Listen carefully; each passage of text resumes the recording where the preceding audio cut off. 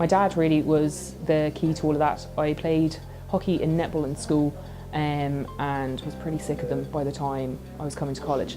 So my dad was like, well, why don't you give rugby a go? You're fast, you're strong, you'll make a great centre.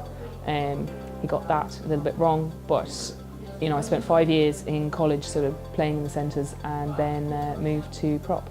And I haven't looked back since then. So really, it was my dad who was the one who pointed me in the right direction. It's a long journey. I first got into rugby when I was maybe 4 or 5.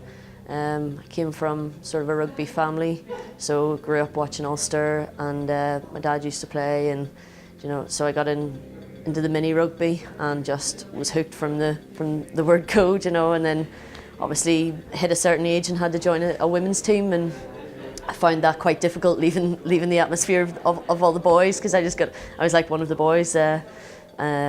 Joined the women's team, and then just from there, just kind of the more I played, the more I enjoyed it, and then things started coming for me, like Ulster underage, and then Ulster senior, and then obviously the Irish 15s, and then Irish 7s from that, and back to the Irish 15s. So yeah, it's been a long journey for me anyway, and hopefully one that's going to go on a wee bit longer as well. I started playing rugby back in UCC in Cork. When I went to college, in first year in college, it was the first year that they actually set up a women's team. And I suppose like everybody in Freshers Week, I signed up to all sorts of clubs and societies, the trampolining club, everything.